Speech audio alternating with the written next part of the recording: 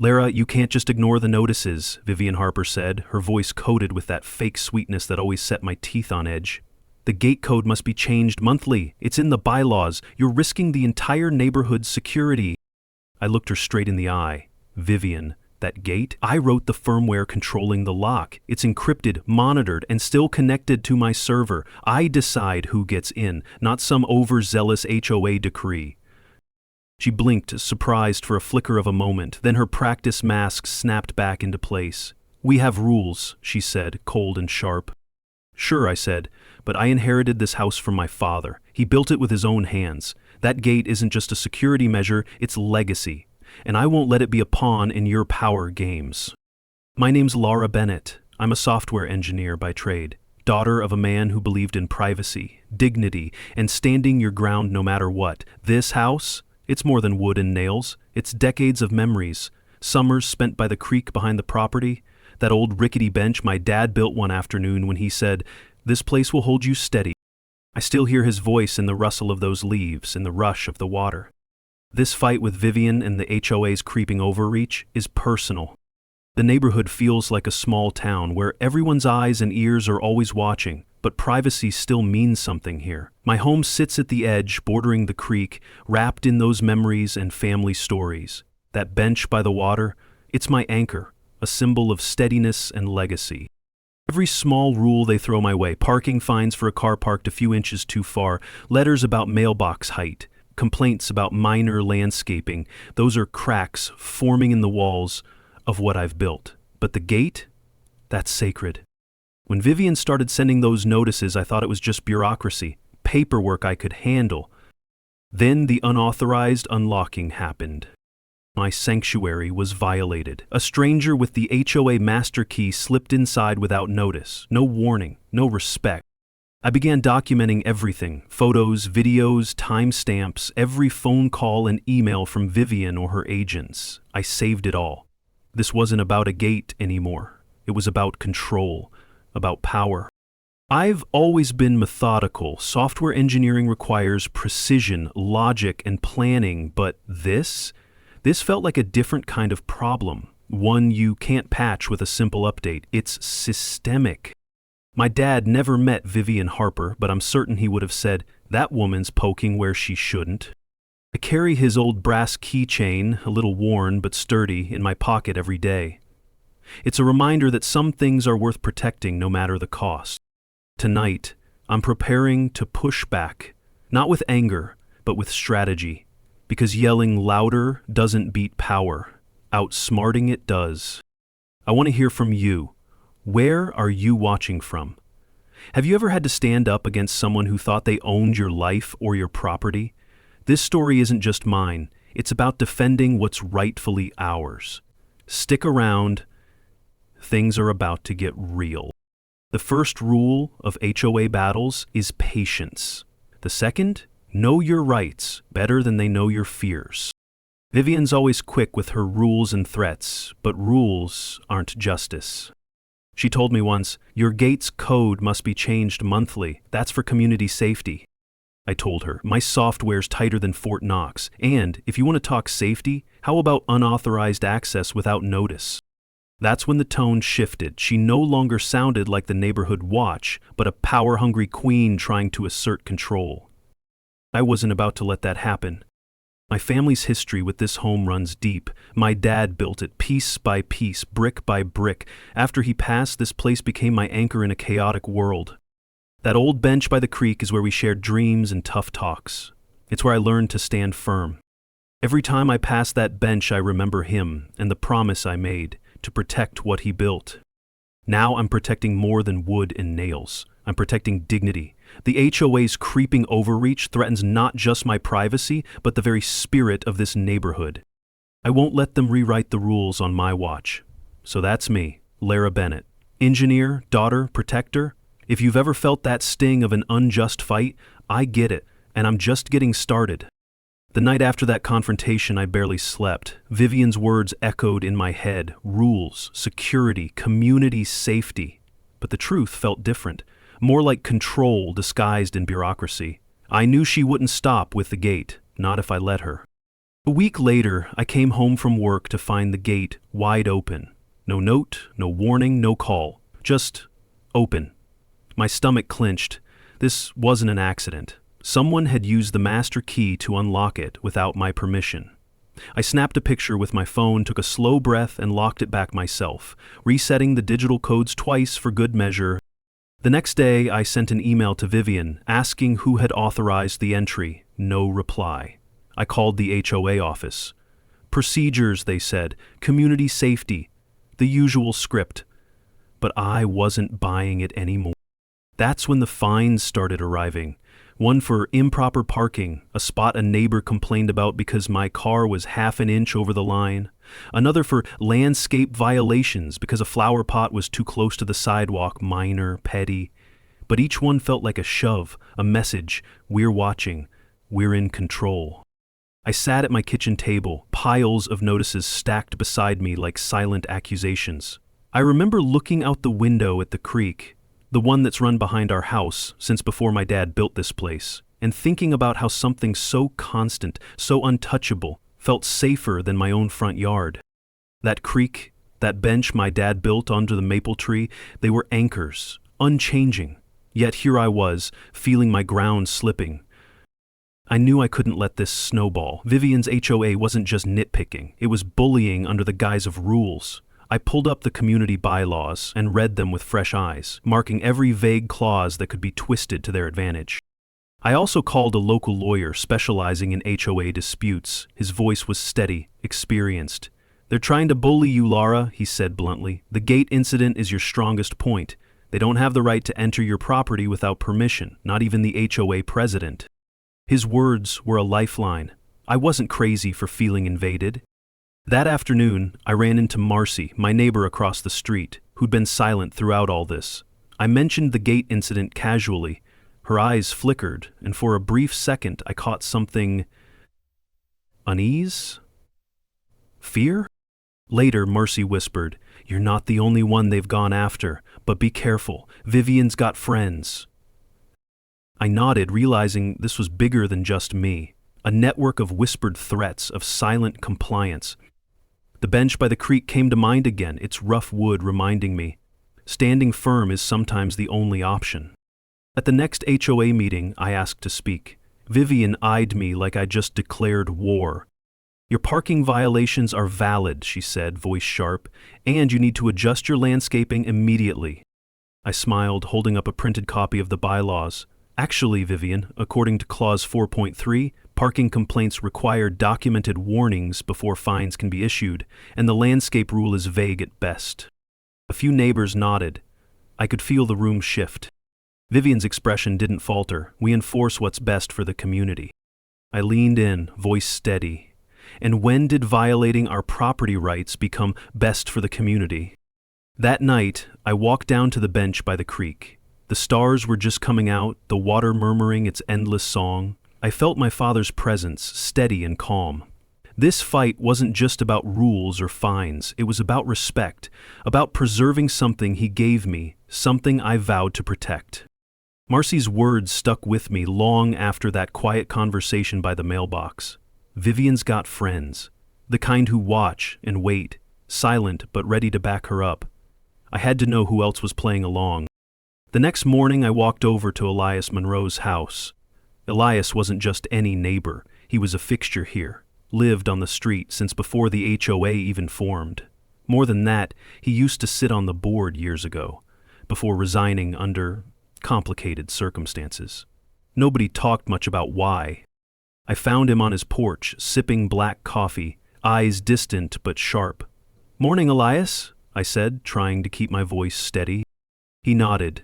"Laura, what brings you around?" "Look, I know you were on the board before. Maybe you saw stuff the rest of us didn't. I'm fighting Vivian and the HOA now. Feels like more than just rules." He shifted in his seat, hands twitching just a little. "You're right, it is." He stared at the cracked sidewalk between us like the answers lay in the concrete. "Vivian, she's been tightening her grip for years, sometimes using things that shouldn't be hers to use." "What do you mean?" He glanced around, then leaned forward. "The gate codes, the master key, Those aren't just for safety, they're control, and not everyone has the right to that control. But she acts like she owns the neighborhood. I swallowed, feeling a cold knot forming in my stomach. Did you ever try to stop her? He laughed, a short, bitter sound. Tried, got shut down fast. The board was divided, some afraid, some willing. I left before it got worse. His voice cracked for a moment. I caught the flicker of something behind his eyes. Regret? Fear? Why tell me this now? I asked. Because you're different, he said, voice low. You actually fight back. And because I'm tired. Tired of watching good people get bullied. But I'm scared too. Vivian's not someone you cross without consequences. That day, I kept replaying Elias's words. His hands trembled when he talked about the control Vivian wielded. That hesitation told me there were things beneath the surface, secrets. At the next HOA meeting, I noticed Elias sitting quietly in the back, fingers nervously tapping his cane. He didn't speak, but his eyes followed Vivian closely, like waiting for the right moment. Vivian launched into her usual spiel about community rules, security, and fines, but this time her confident tone cracked for just a second when our eyes met. Later, as the meeting wound down, Elias approached me outside. I have something you might want to see, he whispered, sliding a thin folder into my hand. Inside were pages, old meeting minutes, emails, even a note scribbled in Vivian's handwriting. It hinted at unauthorized access to property records, a possible bypass of HOA protocols, enough to raise questions. Where did you get this? I asked. Old files I kept. Thought I'd burn them, but he trailed off. My heart pounded. This was the kind of proof I needed, something tangible. But just then, across the street, Marcy caught my eye. She gave a quick, worried shake of her head. The silent warning was clear. Vivian's reach was wider than I thought. That night, I sat by the creek again, the folder resting on my lap. The moonlight shimmered on the water, casting fractured shadows on the bench my dad built. It felt like he was with me, urging me to hold on. But the burden was real. If Vivian found out I had this, she'd come down harder. Still, I couldn't back down. Not now. The next morning brought unexpected news. An anonymous flyer slipped under my door. Photos of me, labeled troublemaker, neighborhood menace. The HOA was playing dirty and I was in the crosshairs. It was a calculated move to isolate me, but it only fueled my resolve. I emailed Elias, "Thanks for the files, we need to be smart about this." His reply was short, "Agreed. I want no part if it gets ugly. Be careful." I nodded, though he couldn't see me. In the days that followed, I dug deeper. Every document Elias gave me was a thread unraveling Vivian's carefully crafted facade. The bench by the creek became my refuge, a place to breathe when the weight of the fight pressed in. Each rustle of the leaves whispered a promise. Stand firm, outsmart, survive. Where are you watching from right now? Have you ever faced a situation where someone powerful tried to control what's yours? Share your story below. Let's stand together. Stay tuned because things are about to get even more intense. The flyer was still on my mind as I sat down at my desk. Elias's folder spread out before me like a map of secrets. Vivian's grip on the neighborhood was tightening, but I had pieces of a puzzle she didn't want me to see. It was time to stop reacting and start moving on my own terms. I fired off emails to neighbors, carefully wording my concerns about the HOA's tactics without outright accusations. Some replied cautiously, others ignored me. Fear had a way of silencing people, but a few voices broke through, quiet affirmations that I wasn't alone. The fines kept piling up. I'd counted 5 in just 10 days. Flower pots too close to the sidewalk, unauthorized outdoor lighting, a complaint about noise during a family gathering. Each felt like a jab, but I cataloged them meticulously. Every date, every photo, every notice. I wasn't about to let Vivian rewrite the rules overnight. At the next HOA board meeting, I stood again before the crowd. This time, I wasn't just speaking for myself. I was voicing the unease of many. Enough with the fines for flower pots, I said, voice steady but charged. We all want a beautiful neighborhood, but not at the cost of harassment. Vivian's eyes narrowed, but the room shifted. A few neighbors nodded, others whispered, some glanced nervously at their phones. The momentum was building. After the meeting, I caught up with Marcy. "People are scared," she said, voice low, "but they're starting to see what you're up against." That was the moment I realized the fight wasn't just mine. It was about fairness, respect, and a community finding its voice. Late one evening, I found myself drawn back to the creek, to the bench weathered by years but still sturdy. The night was quiet, the water's gentle murmur, a soothing counterpoint to the storm brewing around me. Dad's words echoed, "Stand firm, even when the world pushes back." I pulled out my laptop and began drafting a letter to the HOA board outlining every violation, every questionable action, backed by Elias's documents. It was my formal protest, a step toward accountability. But Vivian wasn't waiting around. The following morning, my mailbox held a new set of notices. More fines, but this time paired with a formal warning. Failure to comply may result in legal action. I sat there, heart pounding. Legal action? They were raising the stakes. I called Elias. "It's escalating," I said, voice tight. "They're threatening me." He sighed. "That's Vivian. She knows she's cornered. Watch your back." It was clear now. This wasn't about rules. It was a power struggle. Determined, I reached out to a real estate attorney with HOA experience. Over coffee, he laid it out plainly. OAs can be overbearing, but they're bound by law. Unauthorized entry, illegal. Unjust fines, contestable. Threats of legal action, mostly bluff, but you'll need evidence and patience. His calm reassurances steadied me. I needed to build my case meticulously. In the days that followed, I installed discrete cameras around my gate and property. Nothing flashy, just enough to capture any unauthorized access or unusual activity. I started recording calls and saving every email with timestamps. The burden was heavy, but every piece of evidence felt like armor. At neighborhood gatherings, I spoke softly but firmly, planting seeds of awareness. A few neighbors pulled me aside, sharing their own stories of HOA heavy-handedness.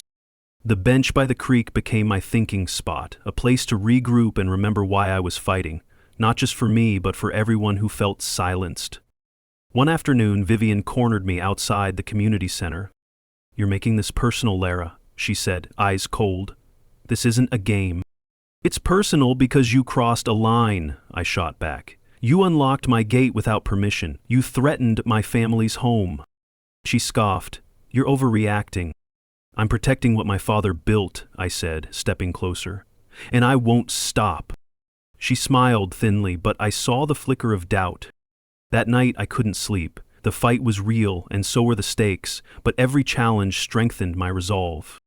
I wasn't just a homeowner anymore, I was a guardian of legacy, privacy, and fairness. The creek whispered below my window, steady and sure.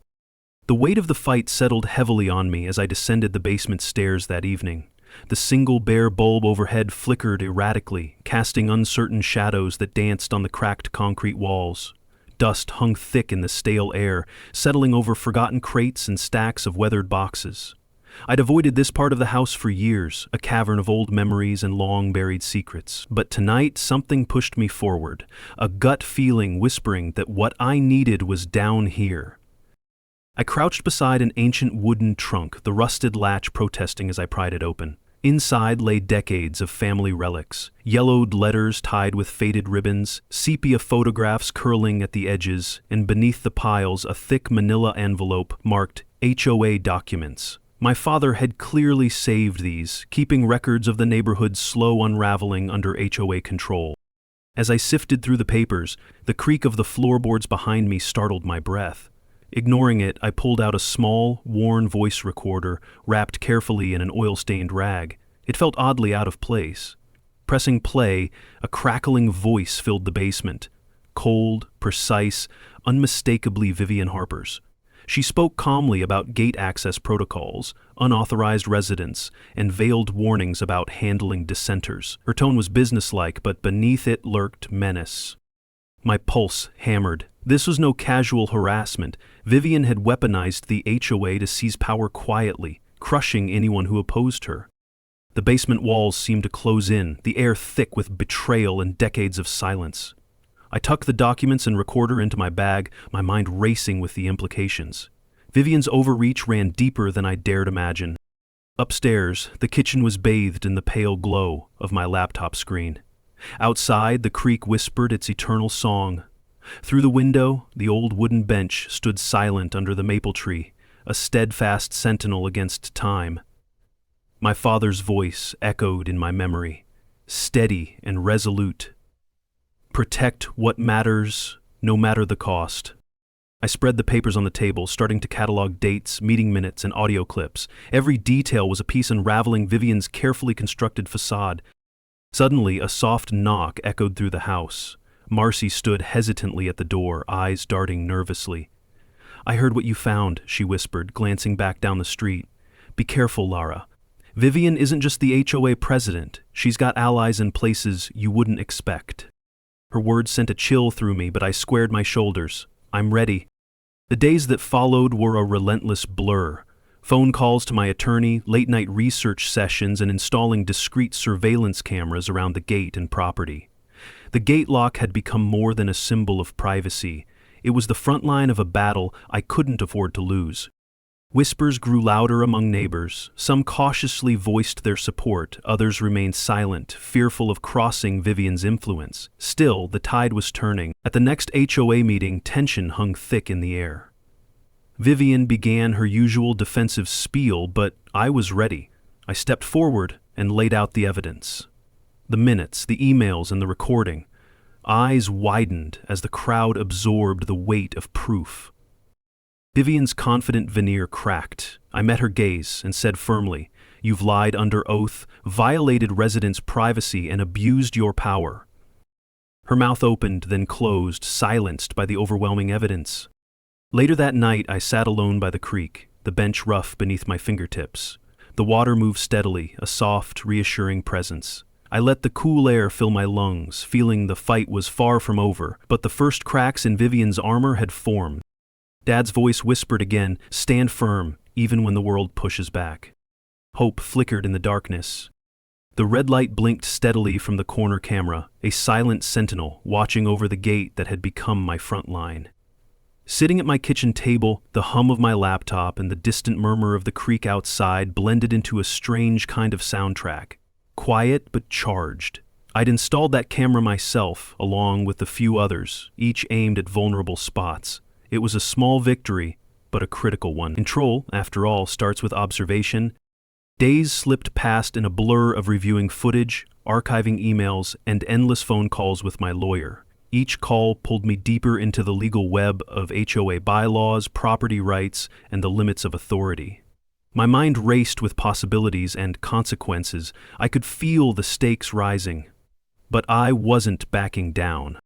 One evening, just as twilight folded into night, a soft but urgent knock came at the door. Elias stood there, his face drawn, eyes darting like he was watching for shadows. "Lara, you need to see this," he said, voice low. I led him inside, heart already pounding. He pulled a battered USB drive from his coat pocket, fingers trembling slightly. "Got it from someone inside the HOA," he said. "They're done with Vivian's lies." "There's more evidence, emails, files she's tried to erase?" I took the drive carefully, feeling its weight. That little piece of plastic held months, maybe years of hidden truths. That night, under the dull glow of my desk lamp, I plugged the drive into my laptop. Files flooded the screen, spreadsheets of complaints, email threads, memos with names blacked out, but not enough to hide the damning content. An email from Vivian to a board member stood out. The subject, "Make sure we're off Bennett's property cameras next week." Her words were clear, premeditated trespass. The room spun a little. This was the proof I needed. Vivian wasn't just bending rules, she was breaking them deliberately. The next morning, Elias and I sat over coffee, poring through the digital trove. Each new file wove a darker story. Fabricated complaints, falsified reports, hush-money threats. Elias's face paled as guilt flickered in his eyes. "I should have spoken up before," he admitted, voice heavy with regret. "You're here now," I said, squeezing his hand. "That's what matters." I contacted a private investigator, someone discreet with experience in HOA conflicts. If Vivian had allies hiding in plain sight, I needed eyes everywhere. Mark, my brother, stepped in to help too, reaching out to neighbors quietly, finding others who'd been bullied into silence. Slowly, the neighborhood's fear began to crack. Vivian wasn't silent. The next batch of notices landed in my mailbox. Accusations of unauthorized surveillance, privacy breaches, and warnings of legal consequences if I didn't stop. Her message was clear: back off or face the fight, she promised. I sat with the papers spread out on the kitchen table, heart pounding but spirit unbroken. These threats were meant to intimidate, but they fueled me. I typed carefully worded replies, citing laws, evidence, and demanding fairness. Every message was reviewed by my lawyer. I refused to be bullied. At the following HOA board meeting, tension thickened the air like fog. Vivian's smile was sharp but strained. When it was my turn to speak, I stepped forward, calm and focused. I laid out the evidence, the emails, the files, the recording. Cameras captured every moment. I saw neighbors shift in their seats, some nodding, others whispering. Elias sat quietly in the back, his presence lending weight. For once, the room felt less like a courtroom and more like a community reclaiming itself. Vivian's composure cracked. I met her cold stare. You lied under oath. You invaded residents' privacy. You abused your power. She opened her mouth, but no words came. Later, outside, Vivian confronted me, voice low and cold. You're crossing lines, Lara. This will cost you. Her threat didn't shake me. I met her gaze evenly. I'm protecting my home. You crossed my line first, entering without permission. Her eyes flickered. Anger, surprise, maybe fear, whatever it was, I saw a crack. That night by the creek, I sat on the old bench, worn wood beneath my hands, the water's soft rush soothing. Dad's voice whispered through the rustling leaves. Stand firm, even when the world pushes back. I breathed deep, feeling the weight lighten. The fight was far from over, but I wasn't just defending anymore. I was preparing to take back what was mine. Where are you watching from right now? Have you ever faced someone trying to control what's yours? Drop your story in the comments. Let's stand strong together. The battle's heating up, and you won't want to miss what happens next. Elias's confession came quietly but hit like a thunderclap. He shuffled into my living room one overcast afternoon, the paper folded into his palm like a fragile secret. I could tell he'd wrestled with this for a long time. The tremor in his hands wasn't just nerves, it was the weight of truth he'd kept buried. This, he began, voice barely audible, was passed to me by a board member who left because she couldn't stomach the lies anymore. Unfolding the creased sheet, I scanned the shaky handwriting, detailed minutes of clandestine meetings, plans to fabricate fines, and a disturbing list of residents targeted for intimidation. Worse, it spoke of unauthorized surveillance, gate codes handed out without consent, and a chilling strategy to silence dissent. My pulse quickened. This wasn't just neighborhood drama anymore. It was calculated abuse of power. "We'll wait until now," I asked. Elias looked away, swallowing hard. Fear. Vivian's reach goes deeper than you know. She controls more than just the board. She's got eyes everywhere, ears in every conversation. The room felt heavy with unspoken warnings, but in that moment, I understood I wasn't alone. With renewed purpose, I drafted a plan, not just to defend, but to expose. Mark helped me set up discreet recording devices in the community hall, strategically hidden where Vivian and her allies held meetings. Every whispered conversation, every veiled threat could become ammunition. Meanwhile, I began collecting affidavits. Neighbors who'd suffered silently began finding their voices, signing statements that detailed harassment and false accusations. Each signature felt like a small act of rebellion, a chisel against the stone wall Vivian had built. Marcy visited one afternoon, eyes cautious but hopeful. "You're not the only one who sees through the facade," she whispered. "A few board members are uneasy. They want change but fear the consequences." We agreed to keep this circle small for now. Fear lingered like a shadow, but the first cracks were forming. Vivian's response was brutal. New notices arrived, accusing me of illegal surveillance and threatening lawsuits for trespassing. The HOA was raising the stakes, trying to scare me off before I could gain more ground. I sat at the kitchen table, the letters spread like landmines. The threat of legal action was intimidating, but it also confirmed I was making an impact. I typed measured replies, citing laws protecting privacy and property rights, backed by evidence and legal counsel. Each email was a brick in the wall I was building against their intimidation. At the next HOA meeting, the air was thick with tension. Vivian's usual confidence was brittle, her words sharper but less assured. I stepped up with the evidence, recordings, affidavits, and detailed documentation. I watched as faces shifted, some skeptical, others silently nodding. Elias's presence lent gravitas. For the first time, the room felt less like a tribunal and more like a community confronting its problems. Vivian faltered, her carefully crafted mask slipping. "This is false," she stammered. "You lied to this community," I said firmly. "You used fear to control us, broke trust to maintain power." Her eyes flickered with anger, then something darker. Fear. Later, outside, Vivian cornered me in the parking lot. Her voice was low but venomous. "You think you've won? This isn't over, Lara. You're playing a dangerous game." "I'm just playing it smarter," I replied, voice steady. "I'm protecting my home."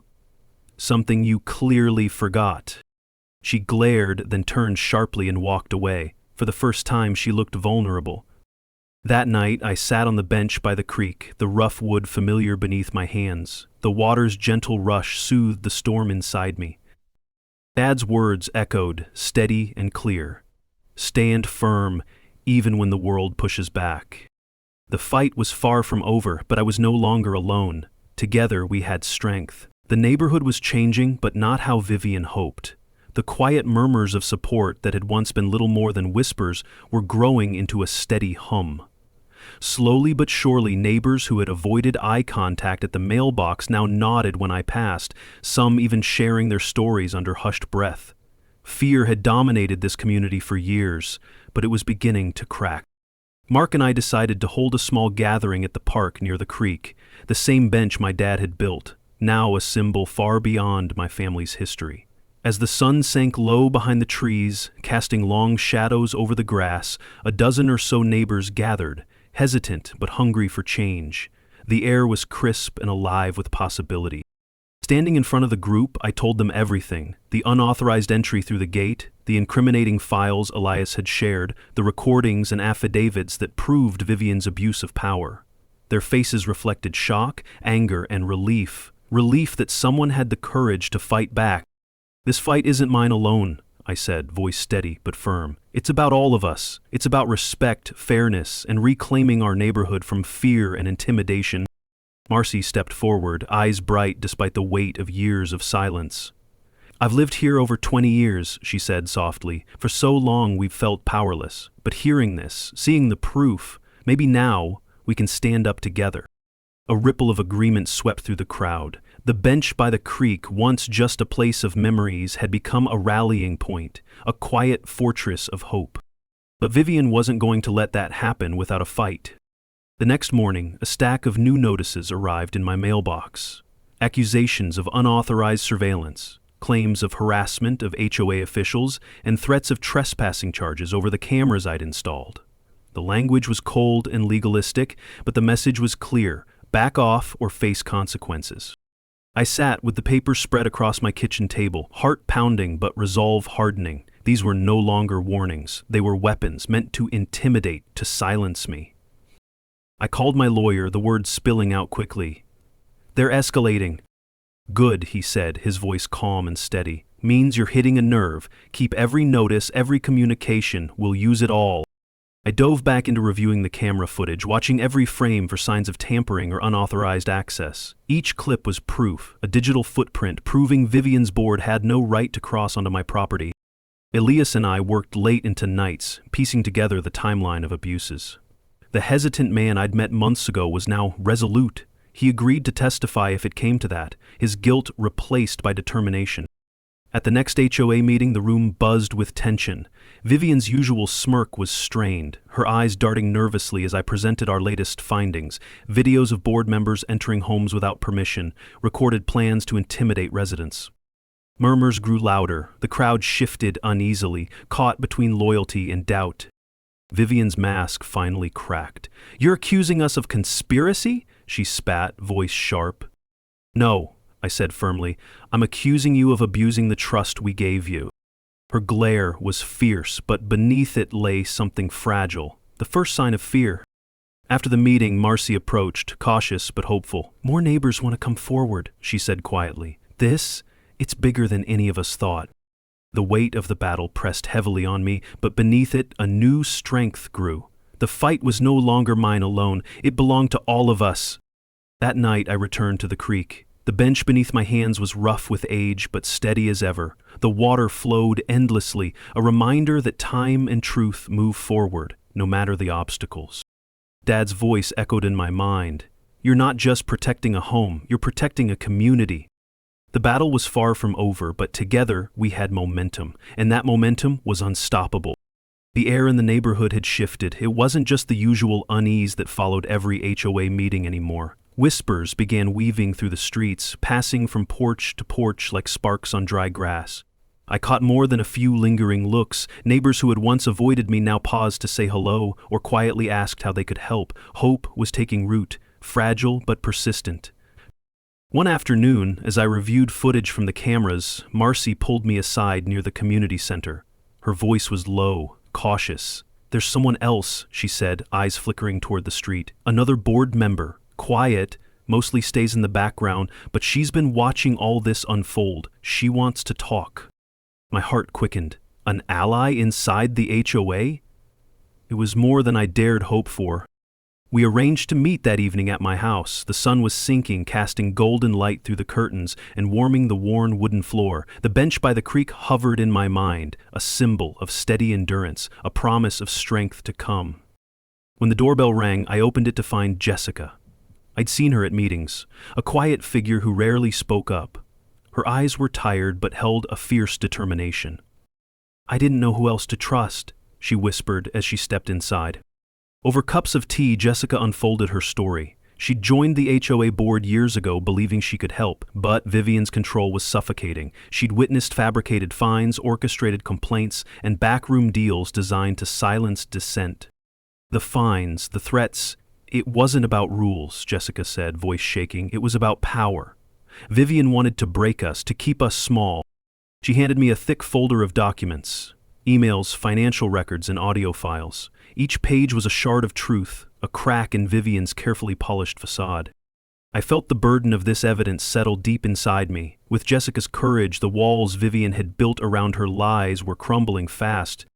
Word spread quickly. Neighbors, emboldened by Jessica's bravery, began stepping forward. Fear was still there, but it was giving way to a growing chorus of voices demanding fairness and respect. Vivian's desperation became evident. The tone of her notices shifted from warnings to threats, lawsuits, property seizures, legal battles. And she wasn't just targeting me anymore. Anyone who showed support found themselves under scrutiny. One morning, I discovered my mailbox vandalized. Flyers plastered with slanderous accusations calling me a troublemaker, a liar, a threat to the community. The fragile peace the neighborhood had clung to teetered on the edge. Mark came over to help clean up, his steady hands calming the tension. "They're rattled," he said with a wry smile. "That means we're winning." At the next HOA meeting, the tension in the room was electric. Vivian entered with the poise of a queen, but the strain behind her eyes betrayed her weariness. The once unshakable HOA president looked vulnerable. I stepped forward and presented the new evidence, Jessica's documents, the recordings, and a growing list of neighbors willing to testify.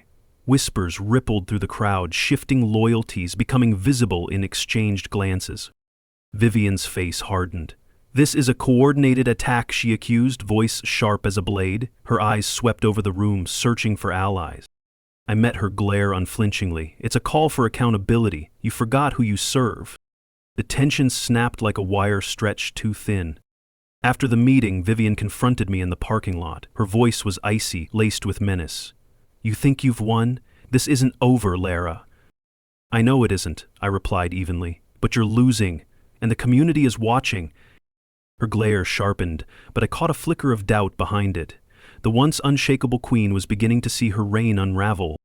That night, I returned to the bench by the creek. The rough wood was cool beneath my hands, the water's gentle murmur soothing the storm inside me. Dad's voice echoed in my mind. Strength isn't just about standing alone, it's about standing together. The battle was far from over, but we had momentum now, and together that momentum was unstoppable. Where are you watching from? Have you ever stood up against a powerful force trying to silence you? Share your story below. Your voice matters. The fight is heating up, and you won't want to miss what happens next. The envelope sat on the kitchen table for what felt like hours. The official seal, cold and unyielding, stared back at me, a stark reminder that Vivian's threats had crossed from whispered intimidation to the sharp edge of legal action. It was a summons, a formal complaint filed against me. Mark paced the room, voice heavy with concern. This isn't just HOA drama anymore. They're pulling you into court. I pressed my hands to the table, steadying my breath. I knew it was coming. I'm not backing down. Our lawyer was clear. This was no casual dispute. We were stepping into a legal battlefield where every detail mattered.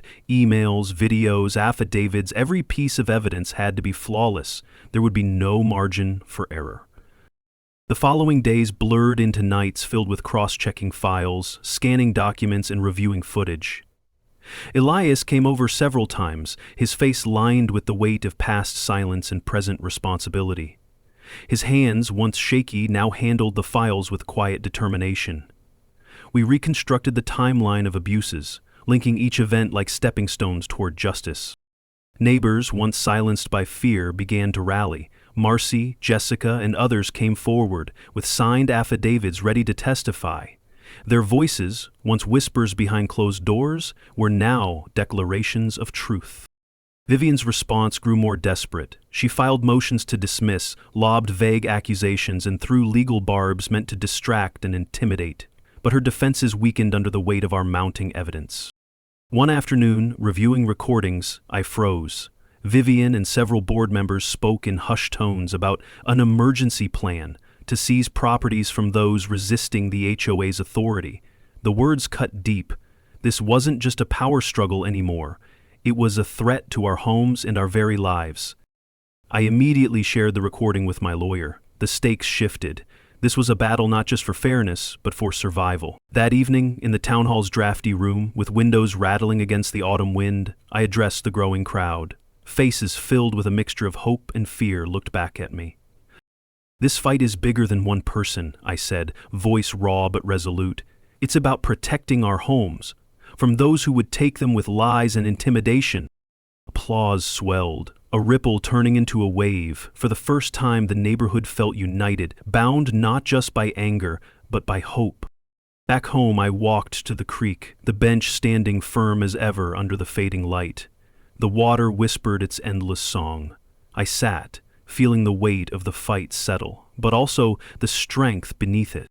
Dad's voice echoed in the rustling leaves, steady and sure. Sometimes the hardest battles are fought quietly, with patience and courage. The storm ahead was inevitable, but I was ready. The courtroom was colder than I expected. Sterile walls and harsh fluorescent lights contrasted sharply with the warmth and fight I'd carried inside me for months. The community center had been a place where hope sparked, but this was where everything would be laid bare, where truths would be tested under the unforgiving glare of law. Sitting at the plaintiff's table, the weight of every document, every testimony I had helped collect, pressed down like a stone on my chest. My lawyer leaned in close, whispering calm reassurances, but my thoughts drifted to that old bench by the creek, the one Dad built, that quiet place of strength and memory that had sustained me through it all. Judge Ramirez called the session to order, his voice crisp and no nonsense. Vivian Harper sat across the room, her usual smirk replaced by a taut mask of tension. Something had shifted in her. Uncertainty flickered behind those sharp eyes. The HOA's defense team opened with their usual legal smoke and mirrors, dry, technical, filled with jargon and half-truths. They painted their actions as necessary for community safety, their overreach dressed in the language of responsibility.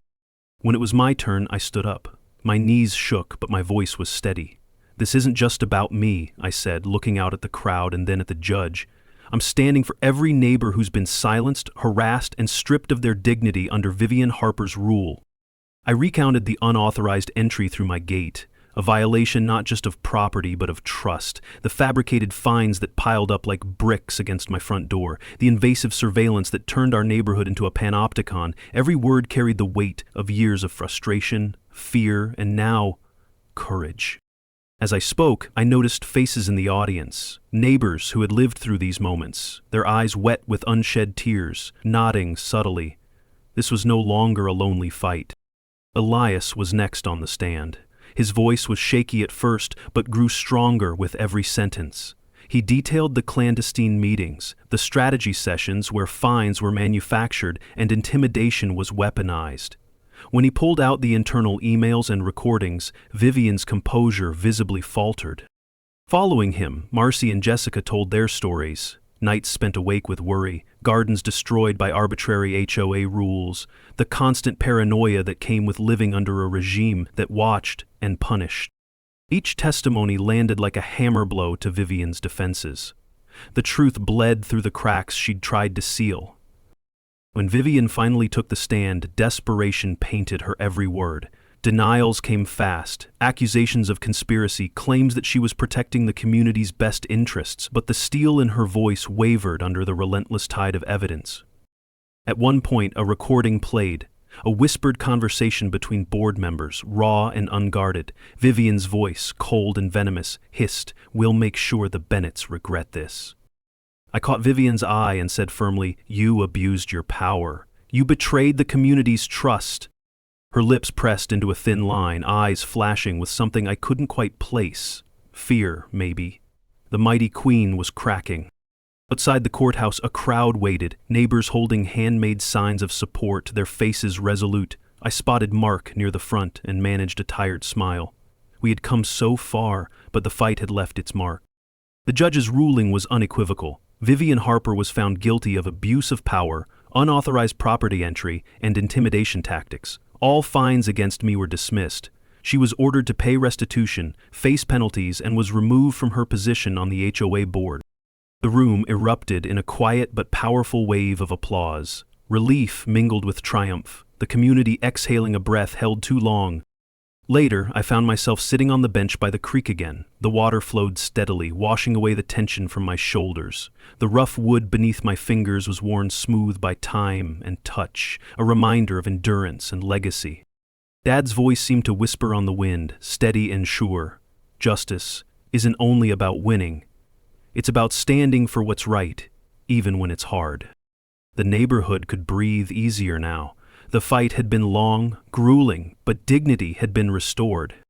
The courtroom had emptied hours ago, the buzz of judgment still settling in the air like dust after a storm. Yet, I stayed behind, drawn once more to the old bench by the creek, the one my father built years ago, worn smooth by time and touch. Tonight, it felt different. It felt like the anchor of everything we fought for, a symbol of endurance, of legacy, and finally, of justice reclaimed. The news had already begun to ripple through the neighborhood. Vivian Harper was no longer the HOA president. The court had stripped her of her position and legal consequences loomed. Possible jail time for the abuse of power and intimidation tactics she had wielded. A collective exhale swept through our community. The heavy fog of fear and control that had shrouded us for so long was lifting, revealing clear skies and new beginnings. Mark stood beside me, his presence steady and reassuring. "You did it," he said simply, the pride in his voice unmistakable. I shook my head with a soft smile. We did it. It wasn't just me, it was all of us, neighbors, friends, even those who stayed silent until now. This fight wasn't about a single person's victory or a bitter taste of revenge. It was about reclaiming dignity, about standing firm when the system tries to silence you, about protecting something deeper than a piece of property. It was about safeguarding trust, community, and family legacy. Walking back towards the house later, my fingers brushed the cold metal of the gate. It no longer felt like a mere barrier, but a symbol of resilience and the power that comes when people refuse to back down. In the weeks that followed, the neighborhood began to breathe again. Board meetings became transparent forums where every voice was heard and valued. The culture of fear faded, replaced by a newfound sense of empowerment. Often I found myself returning to the bench by the creek, letting the rhythmic rush of water soothe my restless thoughts. My father's voice echoed in my mind, steady and unwavering. Justice isn't something handed down, it's something you fight for, quietly, fiercely, and patiently.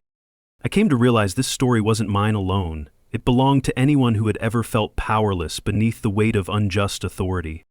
One crisp autumn afternoon, Elias dropped by unannounced. The nervous man who once trembled with hesitation now carried himself with calm resolve. "You changed things," he said, eyes reflecting a rare softness. more than you realize. I couldn't have done it without you, I answered honestly. We sat side by side in silence, the sun dipping low and casting golden hues across the creek's surface. The water's endless flow mirrored the community's journey, persistent, steady, and unstoppable. Looking back, the road was long and exhausting. It demanded strength I didn't always know I had, and tested the limits of patience and faith. But it taught me one undeniable truth. No amount of intimidation or corruption can hold sway against a community united in truth.